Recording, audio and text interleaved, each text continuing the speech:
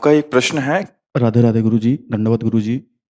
मैं यहाँ पे जेल अधीक्षक के रूप में तैनात हूँ महाराज जी, मथुरा कारागार में। इस समय 1600 बंदी हैं और बहुत से ऐसे बंदी होते हैं महाराज जी जो 16-16 साल से 18-18 साल से कारागारों में निरुद्ध हैं।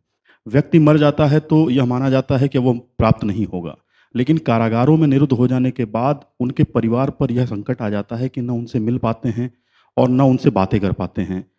तो उनका परिवार भी तिल तिल मरता रहता है, जिसके कारण वह अवसाद की स्थिति में आ जाते हैं और कभी कभी ये करते हैं कि सुसाइड की उनकी टेंडेंसी आ जाती है और बंदी आत्महत्या कर लेते हैं।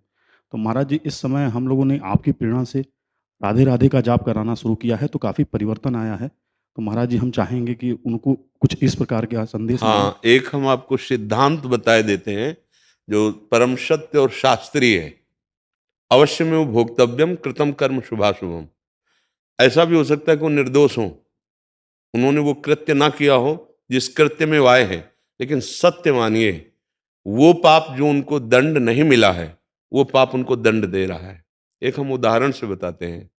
एक सामने स्वर्णकार का मकान था और वो बहुत ही छल कपट करके दूसरों को ठगता था और स्वर्ण एकत्रित करता था और कुछ राज कर्मचारियों से मिला हुआ था। जब कभी ऐसी विपत्ति आती तो राज कर्मचारियों के सपोर्ट से वो बच जाता था, तो राज कर्मचारी उनके घर आते जाते थे और वो जहां संपत्ति रखता था राज कर्मचारियों को पता था। एक दिन उनके मन में आया कि ये बहुत छल कपट करता है, अधर्मी है, और इसको मार करके हम ही संपत्ति ले लेते हैं तो क्या फर्क पड़ेगा, क्योंकि अधर्म तो ये करता है, मैं खुद जानता हूं। तो दो राज कर्मचारियों ने उसकी हत्या कर दी और वो बाग से लेकर निकल रहे थे कि सामने वाले घर से एक व्यक्ति, पहले बाथरूम लघुशंका नहीं होते थे, वो लघुशंका के लिए निकला।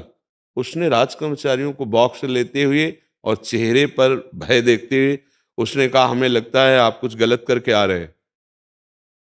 तुरंत उसको एकांत ले गए और देखे, इसमें से जो हिस्सा चाहो आप ले सकते हो, पर आप अपनी जबान बंद रखना। उसने कहा, मैं कदापि ऐसा नहीं कर सकता, मैं बड़े अधिकारियों के पास शिकायत करूंगा कि आपने ऐसा ऐसा। तो उन्होंने तत्काल उसको बंदी बनाया और उसके ऊपर रिपोर्ट कर दी कि ये बॉक्स लेकर के चोरी करके जा रहा था, स्वर्णकार का वध कर दिया। बिल्कुल कोई अपराध उसका नहीं। आप देखिए, उसको बंदी बना लिया गया। 10 वर्ष लगते हैं न्यायालय में कभी कभी न्याय करने के लिए। बड़ा उसको कष्ट और दंड भोगना पड़ा। जब न्यायाधीश के सामने आया तो उसने रो कर कहा,